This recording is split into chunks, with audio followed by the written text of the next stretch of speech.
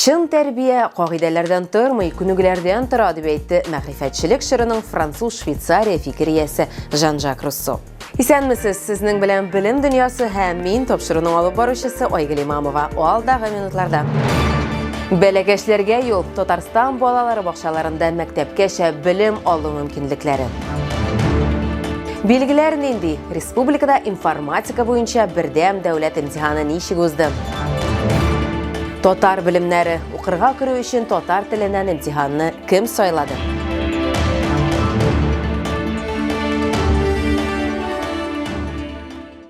Татарстан балалар бақшалары 1 сентябрьдән бердәм мәктәпкәчә белем бирү программасына күчәчәк. Бердәм стандарт Россиянең барлык балалар бақшаларында кертелә.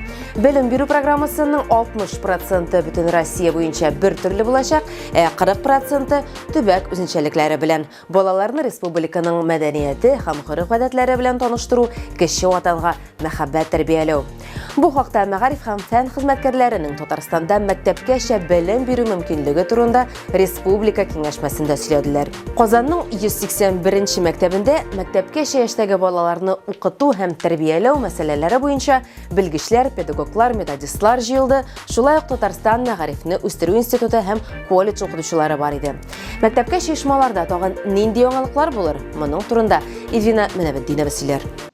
400 укытучы һәм мәктәпкәчә оешмалар җитәкчеләре бөтен Татарстанның Казан мәктәбенең бер залында җыелды. Фикер алышу өчен темалар күп, ләкин иң мөһиме балаларның иминлеге, тәрбия һәм урыннар белән тәэмин итү булып кала.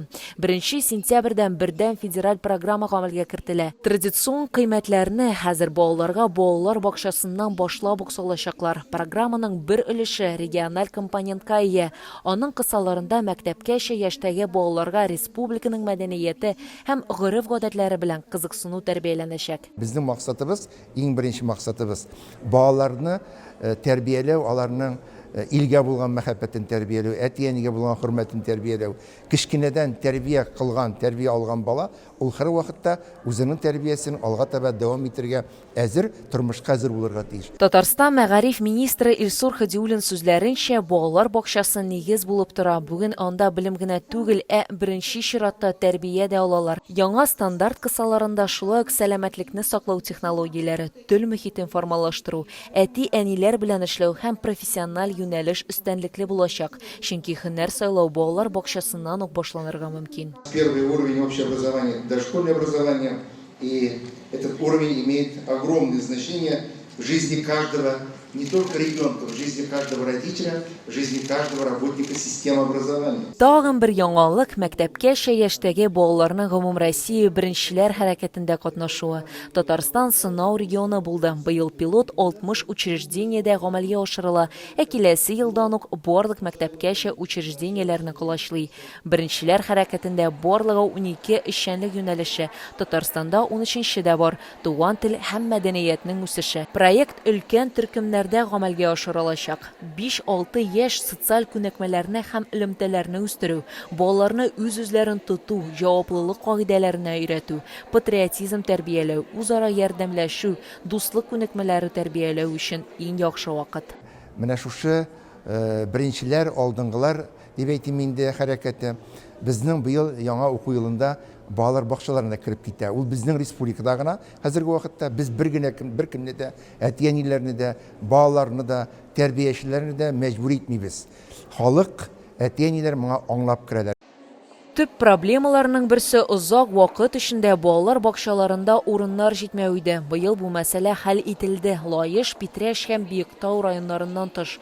Биредә торак комплекслар интенсив төзелә. Нәтиҗәдә күп кенә яшь гаиләләр яши. Шулай да берничә ел дәвамында Татарстан торак яңа мәктәпләр һәм балалар бакчаларын файдалануга тапшыру буенча җитәкчеләр рәтендә кала. Республикада төп ремонт программасы да алып барыла. Быел ремонтны тәмамлаучы балалар бакчаларының берсе Казанның 377 балалар бакчасы.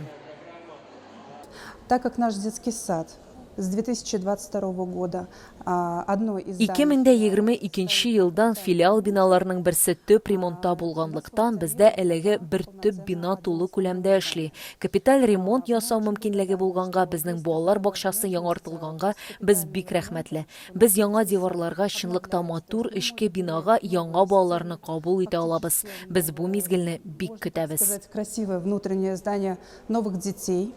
Очень безумно ждем этого момента. Быел 1000 урынлы 4 мәктәпкәчә учреждение һәм 4 мәктәпкәчә төркемле мәктәп төзелә. Авыл территорияләрен комплекслы үстерү федераль программасы кысаларында өстәмә урыннар да булдырыла. Яңа балалар бакчаларына уку елы башында 1200-гә якын тәрбияләнүче килер дип көтелә. Эшләүче бакчаларда да өстәмә урыннар булдырыла. Мәгариф министрлыгы мәктәпкәчә учреждениеләр җитәкчеләренә яңа уку елына чират саклана торган урында буш урыннарга юл куймый үтенече белән мәрәҗәгать итте. Шулай ук барлык мәгълүматларны электрон балалар бакчасы региональ системасына кертү бурычы куелды. Продолжается работа по совершенствованию ведения автоматизированной информационной системы электронный детский сад. Балалар бакчасында төп фигура укытучы, тәрбияче. Шулай дип белдерде мәгариф министры Илсур Хадиуллин. Балаларны тәрбияләү укытучының карашларына, дөньяга карашына бәйле. Тәрбияче ролена утырышта аерым игътибар бирелде. Очрашуда ел тәрбиячесе бәйгесендә җиңүчеләр дә катнашты. Аларның да заманча мәктәпкәчә белем бирү турында әйтер сүзләре бар иде. Мне бы, например, хотелось это больше вовлечения родителей, что ли, в образование. Мин әти-әниләрне белем бирү процессына күбрәк җәлеп итәсем килә. Балаларның вакытлыча балалар бакчасында булмавын, ә монда тормыш алып баруларын аңлау. Аларның тормышлары ниндидер күңел ачулар белән генә тулы булмаска тиеш. Бала яңа нәрсәгә өйрәнергә тиеш. Әмма өйрәтү ягыннан түгел, ә уенда. Уен мизгелләрендә без аңа кешелек нигезләрен салырга тиеш. Чөнки соңыннан кызганычка каршы бик соң була. Һәм менә моңа әлбәттә, нәкъ менә мәктәпкәчә яшьтә зур игътибар бирергә кирәк. Балалар белән эшләгәндә, нинди генә шөгыль, нинди генә шәмлек алып барсаң да, алар белән синдә бала булырга кирәк. Нәкъ алар шикелле, алар белән бергә, алар белән уйнарга, аларга өйрәтергә, алар теләгәнне эшләп, алар белән берлектә, алар белән бергә уйлап, менә шундый очракта ниндидер уңышларга ирешергә була. Ә инде һәрбер баланы яратып, һәрбер баланы аңлап, шулай итеп эшләү, аларны якын күреп, алар сине якын итсәләр, син аларны якын итсәң, алар белән бала булырга кирәк. Менә шундый вакытта матур эшчәнлек килеп чыга. Бүген Татарстанда 1,5-нан 7 яшькә кадәр яшьлек 200 меңнән артык бала 2000-гә якын балалар бакчасына йөри. Республиканың яңа балалар бакчаларына 1 сентябрьдә 1200-гә якын тәрбияләнүче килер дип көтелә. Татарстанның 11-нче сыйныф укучыларының бердәм дәүләт имтиханнары тәмамланды. Соңгы сынау информатика буенча булды. Ул 2 көн дәвамында узды. Бу имтиханны 3000-нән артык чыгарылыш укучысы сайлады. Сынауларны уздым дип саналсын өчен укучыларга ким дигәндә 40 балл җыярга кирәк. Сүз уңайында имтихан тапшырганда укучыларның күзләре ял алсын өчен кыска тәнәфесләр дә рөхсәт ителде. Татарстан чыгарылыш укучыларының соңгы масса күләм имтиханын тапшырганын Эльвира Җамалетдинова күрде. Сыйныфташлар фикерләре белән уртаклашалар һәм дәресләрдә үткән материалны кабатлыйлар. Шулай Казан укучысы 139-нчы гимназиягә соңгы имтиханны язарга килгәннәр. Аларның кайберләре борчыла, чөнки нәкъ менә шушы фән белән аларның киләчәк һөнәре бәйле. Мин программист булырга телим, шуңа күрә информатиканы сайладым. Мин кушымталар ясаучы булырга телим. Арсений Лобачевский исемендәге лицейда укый. Рус теле һәм математика буенча ул югары баллар җыйган. Информатикага Арсений онлайн мәктәптә һәм дәресләрдән соң укытучысы белән бергә әзерләнгән. Ул үзенең белемнәрендә шикләнми, шуңа күрә информатикадан да югары балл алырга хыяллана. Аның сүзләренчә, иң кыены нәтиҗәләрне көтү.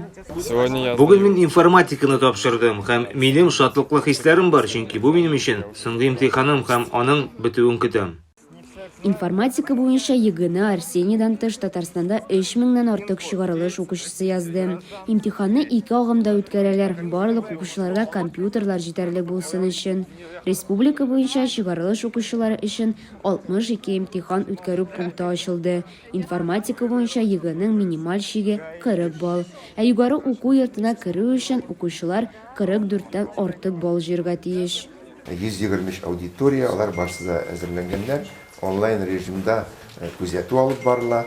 Һәрбер бала өчен эш урыны әзерләнгән, автоматлаштырылган компьютерлар, аларга программалар куелган. Һәр мәктәптә бала нинди программа буенча укыды, шул программа куелган. Аларга шпаргалка рәвешендә, дип әйтим инде, шпаргалка түгел инде, ул менә шундый справочниклар куелган. Алар интернетка чыкмыйлар. Информатика буенча ЕГЭ язу өчен 3 сәгать ярым вакыт бирелә. Башта имтиханнарда кебек укучыларга телефоннар, шпаргалкалар һәм теләсә нинди элемтә чаралары куллану ярамый. Бу вакыт эчендә кабинеттагы хокук бозларны камералар һәм укытучылар карый. Аларның төп максат тәртипне күзәтү. Алар шулай ук еш коридорга чыга торган мәктәп укучыларының артларыннан да күзәтәләр. Без карап торабыз балаларның менә кайсы якка барганнарын, мәсәлән, аларга бедрәфкә барырга кирәк. Әгәр дә үзләрен начар хис итсәләр, без инде аларны табибка озатабыз. Узган ел Татарстанда информатика буенча егының уртача балы 67 иде. Быел ул 63-кә кадәр төште. Ләкин узган ел белән чагыштырылганда 100 балл җыючылар саны 22-гә кадәр артты. Татарстанның 9 укучысы татар теленнән бердәм дәүләт имтиханын сайлады, татар әдәбияты буенча исә 1 укучы. Аның кем икәнен минем хезмәттәшем Нияз Рахман белә. Балачак һәм мәгариф дөньясыннан иң уникаль яңалыклар аның кызыклы тәнәфес рубрикасында.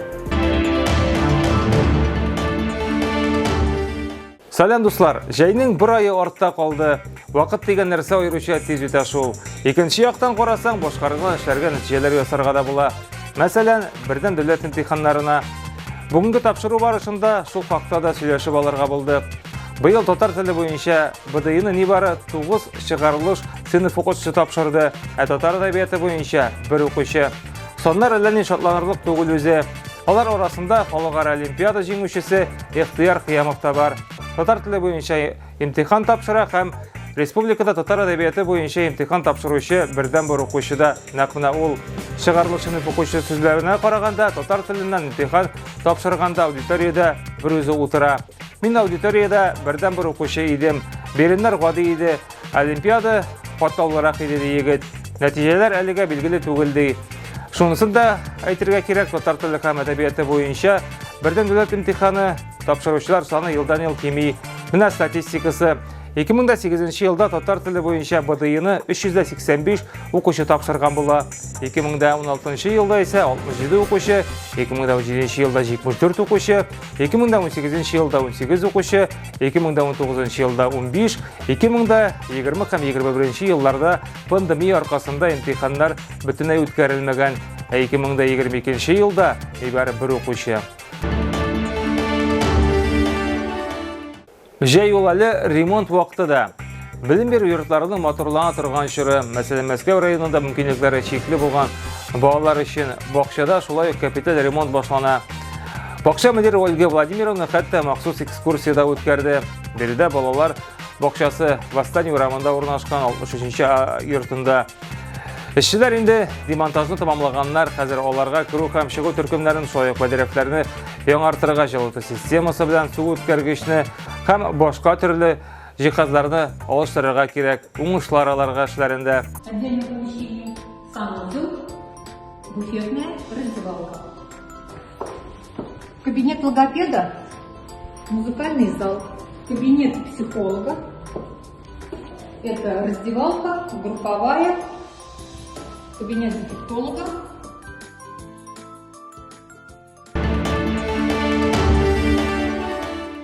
Пушкин, Гоголь һәм Лермонтов селфи төшә чираттагы нәйрәшелтәр танылган рус язучыларын ясый. Рәсемнең максаты алар бүгенге социаль челтәрләр дөньясында яшәсәләр, нинди булырлар икән? Миңа калса, текә һәм заманча. Бу атнага мына шулар очрашырбыз. Саламат булыгыз.